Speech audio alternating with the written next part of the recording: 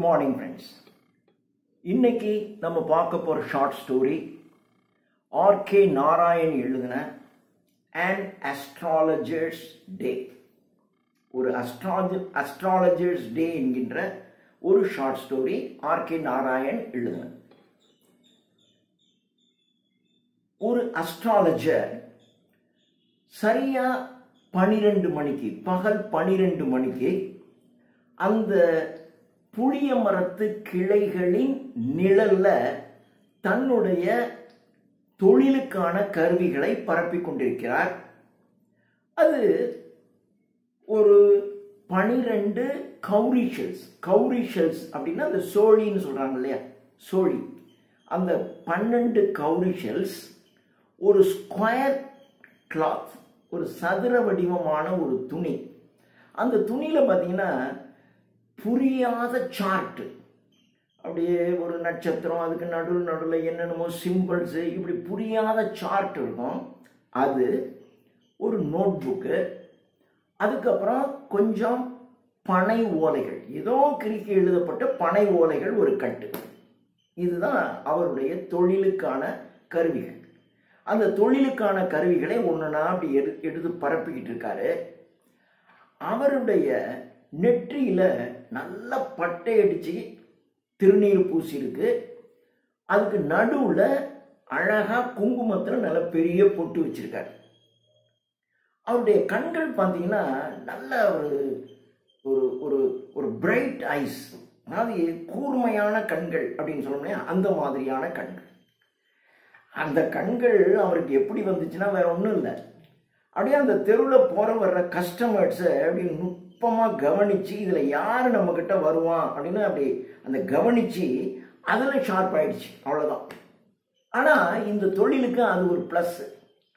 ஏத்தாப்புல வந்து உட்கார்றவன் இந்த கண்களை பார்த்த உடனே, பா என்ன மாதிரி கண்கள் தெரியுமா அவருக்கு, அந்த ஜோசியக்காரனுக்கு அப்படி கண்ணே அப்படி இருக்குயா, சொன்னா பழிக்கையா, அந்த கண்ணு அவருக்கு ப்ளஸ் ஆயிடுச்சு. இதோட அவர் தலையில பார்த்தீங்கன்னா ஒரு மஞ்சள் கலர்ல ஒரு டர்பன், ஒரு துணி சுத்திருப்பார். அது அடுத்தது. இந்த மஞ்சள் கலர் டர்பன் இதெல்லாம் வந்து ஒர்க் அவுட் ஆகும். அதை பார்த்த உடனே ஒரு தெய்வீக கலை வந்துடும். அது இந்த கண்கள் பார்த்தீங்கன்னா அவர் நல்ல நல்ல மீச, அந்த மீச விஸ்கர்ட்ஸ்ன்னு சொல்லுவாங்க. சாதாரணமாக இருந்தால் முஸ்டாச் நல்லா இப்படி புசு புசுன்னு வச்சுருந்தாக்க அதுக்கு பேர் விஸ்கர்ட்ஸ். இந்த பூனை, அந்த புலி, இதுங்களுக்கெல்லாம் இப்படி விஸ்கர்ட்ஸ் இருக்கும் இல்லையா, அது மாதிரி. ஸோ இந்த விஸ்கர்ட்ஸு நல்லா பெயிண்ட் அடித்த மாதிரியான திருநீர், அதில் வந்து குங்குமம், இதுக்கு நடுவில் அந்த கண்கள் அப்படி ஒரு தீட்சண்யமான கண்கள். இதுதான் இவர் உட்கார்ந்து இருக்கிறது டவுன் ஹால். அந்த டவுன் ஹால் இருக்கும், அதுக்கு போகிற வழி. இது ஒரு குறுகலான சந்து, ஒரு நேரோ ரோடு தான். இது ஒரு இதையும் இணைக்கிற ஒரு நேரோ ரோடு. எப்பொழுதுமே காலையிலிருந்து ராத்திரி வரைக்கும் பயங்கரமான கூட்டம் மிகுந்த பகுதி. ஏன்னா அந்த மாதிரி இடத்துல தான் இவருக்கு பிஸ்னஸ் நடக்கும். அந்த பகுதியில் நிறைய கடைகள் இருக்கும். அதில் அந்த தெருவில் முனிசிபாலிட்டி லைட்டு, அந்த ஸ்ட்ரீட் லைட் இருக்கு இல்லையா, ஸ்ட்ரீட் லைட் கிடையாது, அந்த கடைங்கள்ல இருக்கக்கூடிய லைட்டு தான். கடைங்கள்ல முனிசிபாலிட்டி லைட்டும் உண்டு. சில கடைகள் அந்த முனிசிபாலிட்டிக்கு பணம் கட்டி எடுக்காம கேஸ் லைட், அந்த காலம். இப்போ நீங்கள் வந்து ஆர்.கே. நாராயணுடைய ஷார்ட் ஸ்டோரியெல்லாம் ஒரு 40-50 வருஷத்துக்கு முன்னாடி நீங்கள் எடுத்துக்கணும். அப்போல்லாம் தெரு லைட்லாம் எல்லா இடத்தும் கிடையாது, அங்கே ஒன்று இருக்கும், அப்புறம் எங்கேயோ ஒன்று தான் இருக்கும், அப்படி தான் இருக்கும். அதனால ஸ்ட்ரீட் லைட் கிடையாது. எல்லா கடைகளுக்கும் முனிசிபாலிட்டி லைட் கிடையாது. நிறைய கடைகளில் இருக்கும். சில கடைகளில் அவங்க பெட்ரோமேக்ஸ் லைட்டு வச்சுருப்பாங்க, கேஸ் லைட், பெட்ரோமேக்ஸ் லைட்டு. இப்போ இந்த பெட்ரோமேக்ஸ் லைட்டே ஆல்மோஸ்ட் இல்லாமல் போச்சு. ஈவன் இந்த கல்யாண ஊர்வலத்தில் கூட பார்த்தீங்கன்னா எலக்ட்ரிசிட்டி லைட்டை தான் அப்படியே ஊர்வலத்தில் தூக்கிட்டு போனாங்க. அந்த காலத்தில் பெட்ரோமேக்ஸ் லைட்டு தான் இருக்கும், அதை தான் தூக்கிட்டு போவாங்க கல்யாண ஊர்வலத்தில். அது பெட்ரோமேக்ஸ் லைட் இருக்கும். இது மெயினான கடைகள். ஆனால் இந்த பிளாட்ஃபாரத்தில் இருக்கிற இந்த கடை இருக்கு இல்லையா, நம்மளால பிளாட்ஃபாரத்தில் உட்காந்துருக்காரு இல்லையா, இந்த பிளாட்ஃபாரத்தில் உட்காந்துருக்கிறவங்க என்ன பண்ணுவாங்கன்னா, அங்கே நிறைய பிளாட்ஃபாரத்தில் ஜனங்களை கவர்ற மாதிரி நிறைய பேர், இந்த மருந்து விற்கிறவனா மெடிக்கல் ஸ்டோர்லாம் கிடையாது, சர்வநோக ரோக நிவாரணி, எல்லா வியாதியும் இது குணப்படுத்தணும் ஏதாவது ஒரு வித்துட்டு இருப்பான். அந்த மாதிரி மெடிசினல் மேன், மெஜிஷியன் மந்திரவாதி. அப்படி இவனை ஒருத்தனை செத்தவனை பிழைக்க வைக்கிறான், ஏதாவது போட்டு மந்திரம் பண்ணிக்கிட்டு உட்காந்துக்கிட்டு ஒரு பையனை அப்படியே படுக்க வைப்பான், அப்படியே அவன் மேலே ஒரு துணியை போத்துவான், ஏதாவது பண்ணிகிட்டு இருப்பான். இந்த மாதிரியான மெஜிஷியன்ஸ் அங்கே இருக்காங்க. மெஜிஷியன்ஸ் மேஜிக் காட்டிக்கிட்டு இருப்பான். அப்புறம் அங்கே பார்த்தீங்கன்னா அந்த சீப்பு கிளாத், அதாவது நீங்கள் வாங்கி பார்த்தா ரொம்ப பிரமாதமாக இருக்கும், ஆனால் வாங்கி கொண்டு போய் தச்சு போட்டிங்க அப்படின்னாக்கா 3 நாளில் சுருங்கி போயிடும். அந்த மாதிரி கிளாத்தை ஏலம் விட்டுக்கிட்டு இருப்பான்.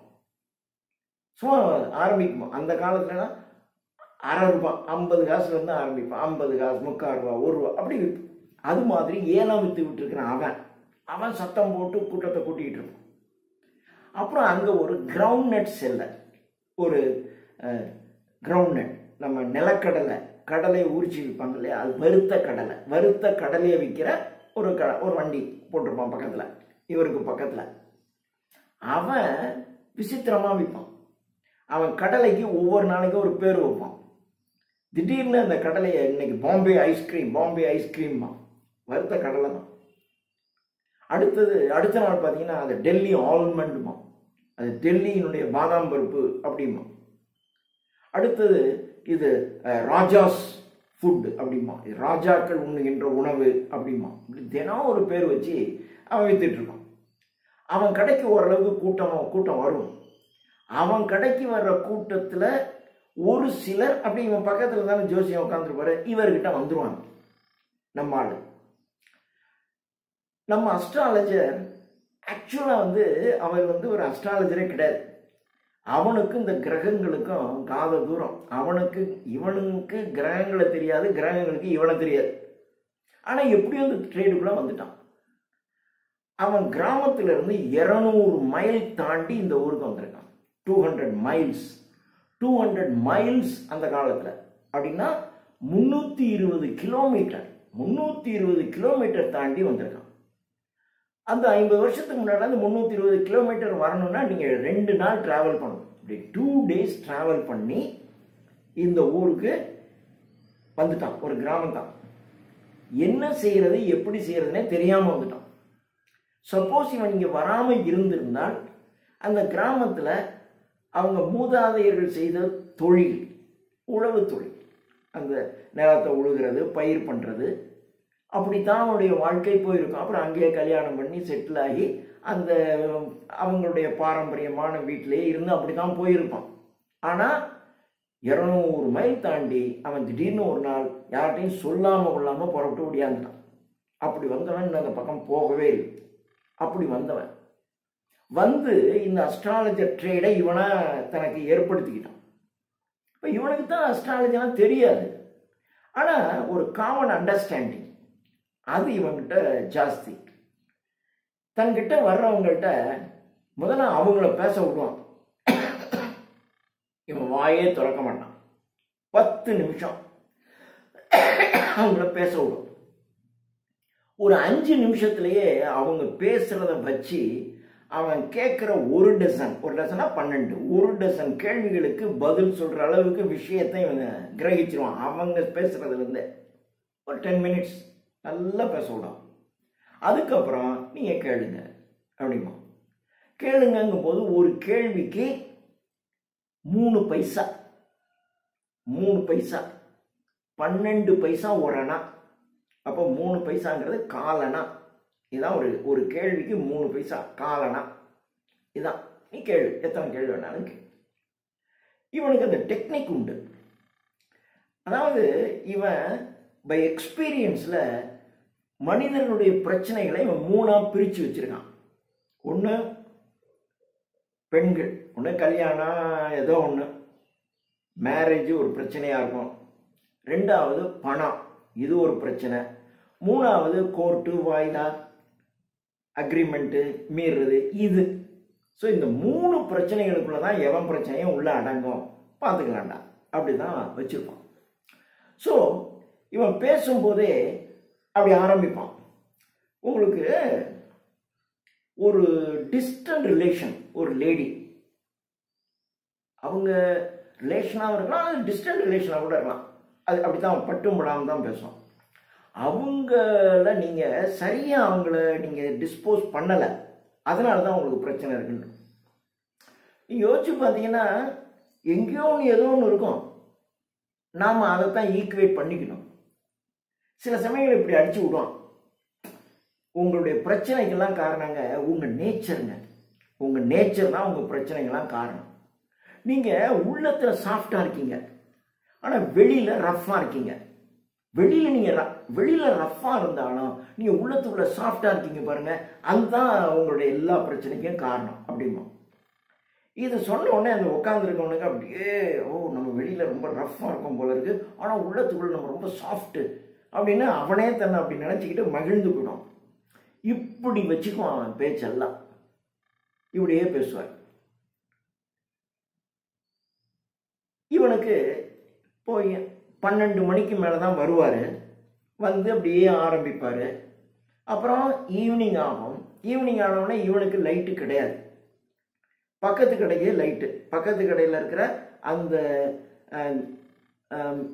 அந்த நிலக்கடலை விற்கிறான் பாருங்க, அவன் ஒரு ஃப்ளேர் லைட்டுன்னா பொதுவாக அந்த தெருவில் இருக்கிறவங்கலாம் அவங்களுக்கு எலக்ட்ரிசிட்டி லைட்டு கிடையாது. அவங்க என்ன பண்ணுவாங்கன்னாக்க இந்த காண்டா விளக்குன்னு சொல்லுவாங்க. ஒரு தகர டின் இருக்கும், அந்த டின்னில் கெரோசினை ரொப்பியிருப்பாங்க. மேலே வந்து ஒரு பெரிய நல்ல மொத்தமான திரி ஒன்று இருக்கும், அந்த திரியை கொளுத்தி விட்ருவாங்க. அது வாடி எரிஞ்சிக்கிட்டே இருக்கும். அந்த வெளிச்சத்தில் தான் பிஸ்னஸ் பண்ணணும். சிலர் என்ன பண்ணுவாங்கன்னா சைக்கிள் லேம்ப், அந்த காலத்துலலாம் சைக்கிளில் நீங்கள் விளக்கு வச்சுக்கிட்டு தான் போகணும். சைக்கிளில் லேம்ப்லாம் போனீங்கன்னா போலீஸ்காரன் பிடிச்சிக்கும். இப்போ எப்படி நம்ம ஹெல்மெட் போடலன்னா பிடிச்சிக்கிறான்னா அது மாதிரி சைக்கிள் லேம்ப் இருக்கணும். எங்கள் விளக்கு எரியலை அப்படிமா. அப்போது இந்த சைக்கிளில் வசதியானவங்க என்ன பண்ணுவாங்கன்னா டைனமோ லைட் வச்சுக்குவாங்க, அது எரியும். வசதி இல்லாதவங்க இந்த ஆயில் லேம்ப் தான் வச்சுக்குவாங்க. அதில் நீங்கள் ஆயில் ஊற்றி ஃபில் பண்ணி வச்சுக்கணும். உள்ளே நெருப்பை கொளுத்திட்டு க்ளோஸ் பண்ணிடணும். க்ளோஸ் பண்ணால் அந்த ஃப்ரண்ட்டு வந்து ஒரு லென்ஸ் மாதிரி கொடுத்துருப்பாங்க. அது வழியாக உள்ளே இருக்கக்கூடிய எரியிற விளக்கினுடைய ஒளி வரும். இப்படி தான் இருக்கும். சில சமயங்களில் காற்றுல அந்த விளக்கு அணைஞ்சு கூட போயிடும்.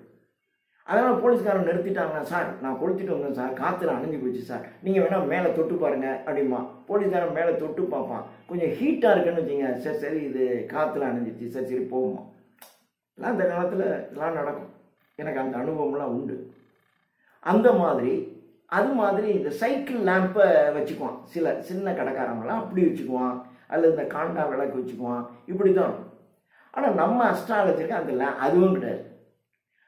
அவன் விளக்கு இருக்கும், இந்த பக்கம் ஒரு விளக்கு, இந்த வெளிச்சத்துக்குள்ளே இவர் கதையை நடத்திக்குவார். இன்னும் சொல்ல போனால் இவருக்கு வந்து இந்த பிரைட் லைட் ஆகாது. ஒரு மாதிரி லைட்டும் இருக்கணும், கொஞ்சம் இருட்டும் இருக்கணும். அது மாதிரி சுச்சுவேஷன்னா இவனுக்கு எடுபடும். அதனால் என்ன பண்ணுவாங்கன்னா இவருக்குன்னு அந்த லைட்டெல்லாம் வச்சுக்க மாட்டார்.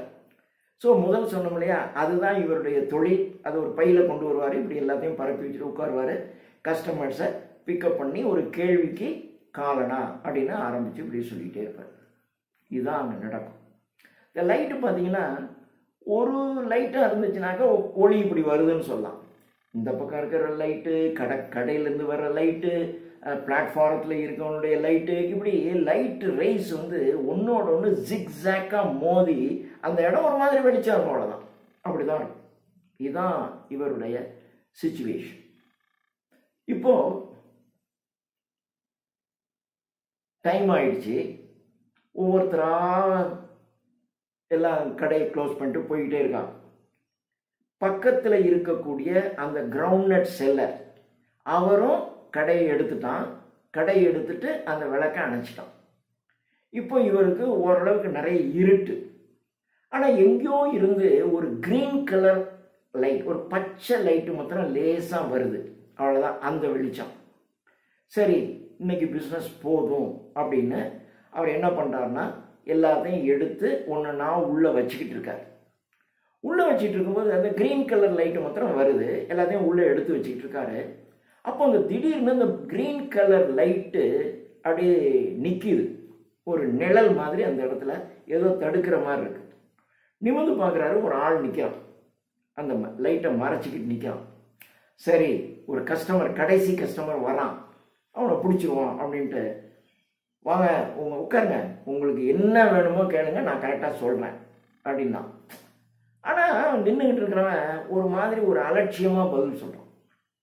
நீங்கள் உட்காருங்க, சரி ஒரு கஸ்டமரை விடக்கூடாதுங்கிறக்காக நீங்கள் உட்காருங்க, உங்கள் கையை காட்டுங்க, நான் சொல்கிறேன் அப்படின்னோடனே அவன் நிற்கிறான். இவன் உட்காந்துருக்கான் இல்லையா, அவன் அப்படி கையை நீட்டுறான். அந்த கை நம்ம உட்காந்துருக்கவன் மூக்குக்கு நேராக வருது. உடனே கையை எடுத்து உங்கள் நேச்சர் அப்படின்றான். உடனே அவன் நிறுத்து பார், இதெல்லாம் சொல்லாத, நான் என்ன நினைக்கிறேனோ அதை நீ சொல்லு, வேற இந்த கதையெல்லாம் எனக்கு வேண்டாம் அப்படின்னோடனே சரி நான் வந்து ஒரு கேள்விக்கு காலனா, நீங்கள் என்ன கேள்வி கேளுங்க, நான் கரெக்டாக சொல்கிறேன் அப்படின்னா. உடனே டக்குன்னு அவன் என்ன பண்ணுறான்னா பாக்கெட்ல ஓரணா எடுத்து இப்படி போடுறான். ஓரணான்னா 4 காலனா, அதாவது 3 பைசா காலனா, 12 பைசா ஓரணா. ஸோ 4 கேள்விக்கான காசை போட்டுட்டு ஒரே கேள்வி, அதுக்கு மட்டும் நீ பதில் சொல்லு. நீ பதில் சொல்லிட்டேன்னா ஓரணா நீ எடுத்துக்கலாம். நீ எனக்கு சாட்டிஸ்ஃபேக்ஷனாக பதில் சொல்லலைன்னா இந்த காசை வட்டியோட எனக்கு திருப்பி தரணும், ஓகேயா அப்படின்னா சேலஞ்சு பண்ணுறோம். It's a challenge. உடனே அவன் சொல்கிறான், சரி உனக்கு திருப்தியான பதில் சொல்லிட்டா 5 ரூபா தருவியா அப்படின்றான். 5 ரூபாங்கிறது மிகப்பெரிய காசு. உடனே அவன், இன்னே 5 ரூபா கேட்குற, நான் கேட்குற கேள்விக்கு திருப்தியான பதில் சொல்லு, நான் உனக்கு 8 அணா தரேன். 4 அணா இப்போ 8 அணா ஆயிடுச்சு. சரி 8 அணா தருவேன், ஆனால் பதில் சொல்லலைன்னா அதை விட 2 மடங்கு எனக்கு நீ திருப்பி தரணும், ஓகேயா அப்படின்னோடனே சரி ரைட்டு, சரியா உக்காரியா நான் சொல்கிறேன். நம்மளுக்கு அந்த தொழில் மேலே ஒரு கான்ஃபிடென்ஸ், ஓகே வா அப்படின்னு சொல்கிறேன். சொன்ன உடனே அவன் என்ன பண்ணுறான் அப்படின்னு சொல்லும்போது இவர் அந்த இந்த ஜோசியக்காரனும் ஆரம்பிக்கும் போது அப்படியே மகமாயி இப்படி இப்படியே கடவுளை வேண்டுவான் இல்லையா, அது மாதிரி இப்படியே கடவுளை வேண்டாம்.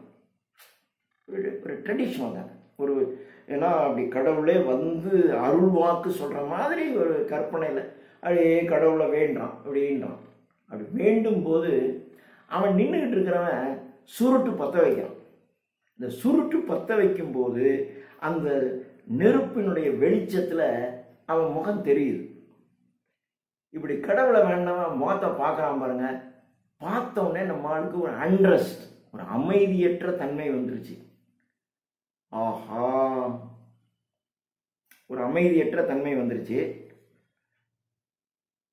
இல்லைங்க எனக்கு இந்த சவால்லாம் வேண்டாம், எனக்கு டைம் ஆச்சு, நான் கிளம்புறேன், நாளை நான் கிளம்புறேன், எனக்கு இந்த சவால்லாம் பிடிக்காது, இதெல்லாம் வேண்டாம் அப்படின்னா. உடனே அவன் உக்காந்துட்டான், உட்காந்து கையை பிடிச்சிட்டான். என்ன அப்படி சொல்கிற, சும்மா நின்றுட்டு இருக்கவன நீ தானே கையை பிடிச்சி நான் உனக்கு கேள்வி கேட்குறேன் உனக்கு சொல்கிறேன்னு சொல்லிவிட்டு இப்போ போனால் என்ன அர்த்தம், அதெல்லாம் போக முடியாது. இல்லை எனக்கு டைம் ஆகிடுச்சி, இப்போயே ரொம்ப லேட் ஆகிடுச்சி, பாருங்கள் வெளிச்சம் கூட இல்லை, நான் வந்து கிளம்புறேன், நீங்கள் நாளைக்கு வாங்க வேணா பதில் சொல்கிறேன் அப்படின்னா. அந்த கதையெல்லாம் நடக்காது, எனக்கு இப்பயே நீ சொல்லு, இப்போ சொல்லு, நீ சொன்னேன்னா இல்லைன்னா உங்ககிட்ட இருக்கிற எல்லா காசையும் நான் பிடிங்கிட்டு தான் உன்னை விடுவேன் அப்படின்னு அப்படி கையை பிடிச்சிக்கிட்டான். அந்த கிரிப்பே இவனுக்கு ஒரு மாதிரி நடுக்கத்தை உண்டாக்கிடுச்சு. ஆனால் இப்போ வேற வழி இல்லை, நீ சொல்லு அப்படின்றான். சரி இவன்கிட்ட எப்படா தப்பிக்கிறதுன்னு அவன் யோசிக்கிறான். சரியா நான் சொல்கிறேன், நான் சொல்கிறது கரெக்டாக இருந்தால் 1 ரூபா தருவியா, நான் முதல்ல 8 அணா இருந்துச்சு, பாதி அரை ரூபா, ½ ரூபி, 1 ரூபா தருவியா அப்படின்னா. ஒன்று அவனும் பார்த்தான், சரியா தரேன் உட்காரு, ஆனால் கரெக்டாக சொல்லணும், நான் என்ன நினைக்கிறேனோ அதை சொல்லணும், கேளியா, நான் தேடி நான் தேடிக்கிட்டு இருக்கிறவன் கிடப்பானா கிடைக்க மாட்டான் கேட்குறான். ஏன் சொல்லிட்டான் நம்ம ஆளு, பார் அவன் கிடைக்க மாட்டான்யா, அவன் செத்து போய் 4 மாதம் ஆச்சு.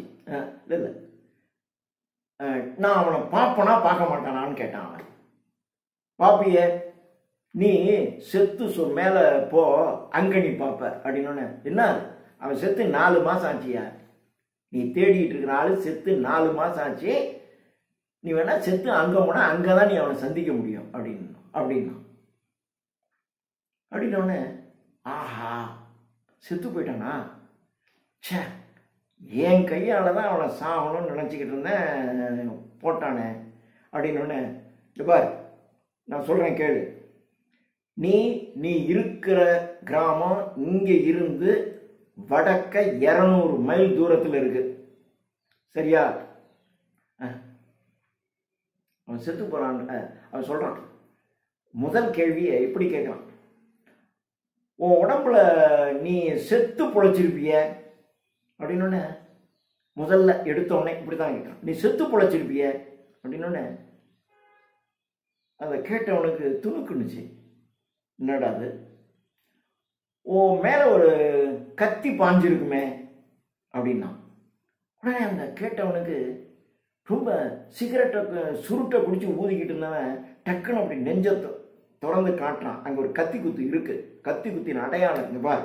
ஆமா, உன்னை குத்துனவன் அங்கே பக்கத்தில் இருக்கிற ஒரு தோட்டத்து கிணத்துல போட்டுட்டு போயிருப்பானே அப்படின்னா. ஆமா போயிட்டான் அப்படின்ட்டு அவன் சொல்ல ஆரம்பிச்சுட்டான். ஆமாங்க, அவன் போட்டு போயிட்டான். அந்த சமயத்தில் அந்த பக்கத்தில் போனவன் உள்ள என்னை எட்டி பார்த்து என்னை தூக்கி காப்பாற்றுறேன்னா நான் அப்பயே செத்து போயிருப்பேன். சொன்னது கரெக்டு.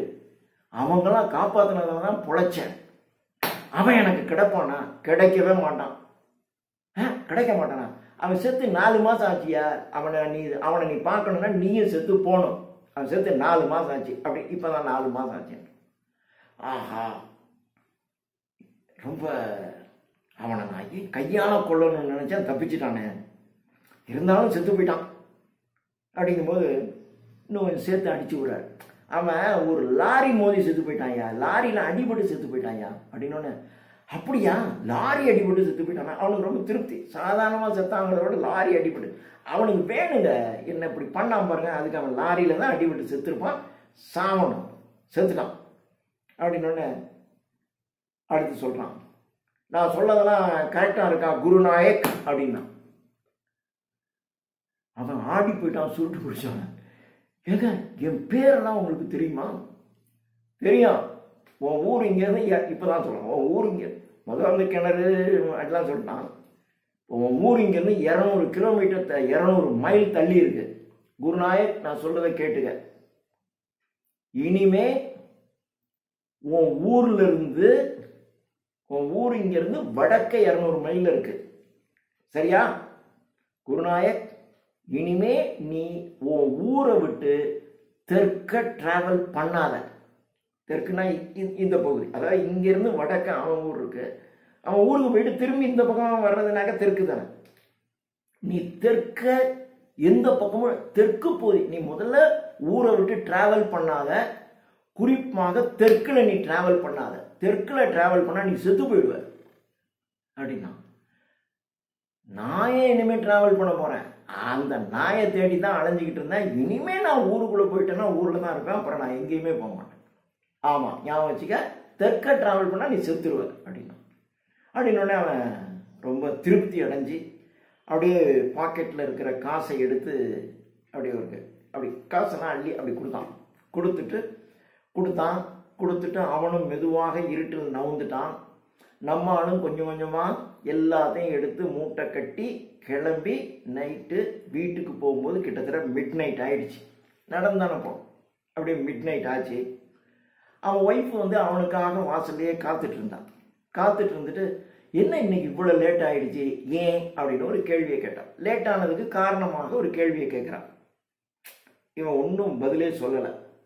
பதிலே சொல்லாமல் ஒரு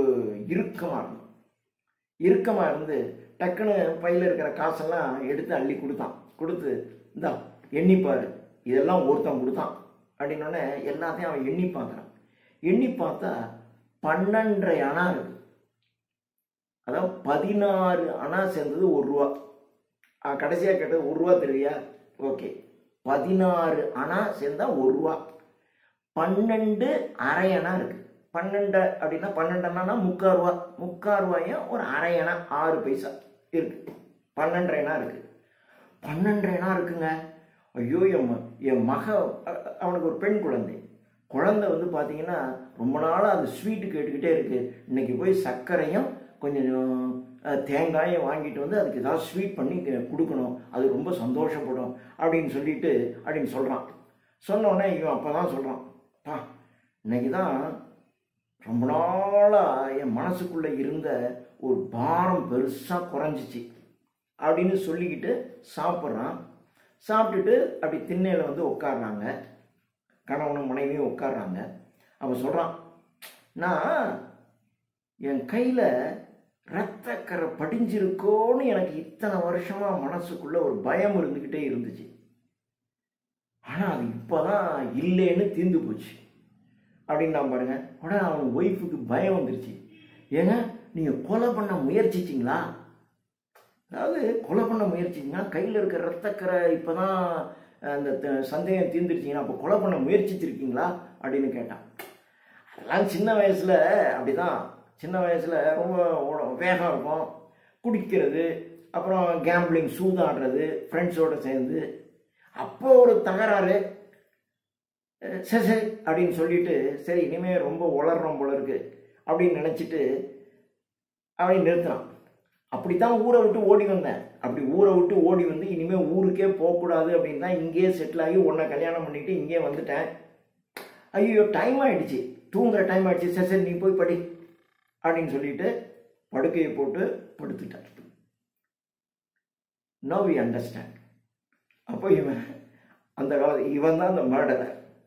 ஆக்சுவலாக ஃப்ரெண்டு தான், ஃப்ரெண்ட்ஸோடு சேர்ந்து குருநாயக் இவன் எல்லாம் ஃப்ரெண்ட்ஸோடு சேர்ந்து தண்ணி அடிச்சுட்டு கேம்பிளிங் ஆடி இருக்கானுங்க. இதில் ஏதோ தகராறு வந்துச்சு. தகராறு வந்தோடனே இவன் கத்தியால் குத்தி அவனை தூக்கி கிணத்துல தள்ளி விட்டார். நம்மாள் தள்ளி விட்டு சரி கொலை பண்ணிட்டோம் அப்படின்னு பயந்துட்டு ஊரை விட்டு ஓடியாந்துட்டான்.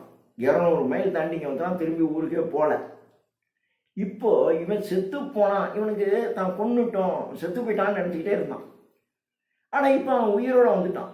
இப்போ அவனுக்கு ஒரு திருப்தி, நம்ம ஒன்றும் கொல்லலை, சாகலை, கொல்லலை, நம்ம ஒரு கொலகாரம் இல்லை அப்படிங்கிற ஒரு சாட்டிஸ்ஃபேக்ஷன், ஒரு சின்ன மாறல் பாருங்க. தான் ஒரு கொலகாரம் இல்லை அப்படின்னு ஒரு சந்தோஷம்.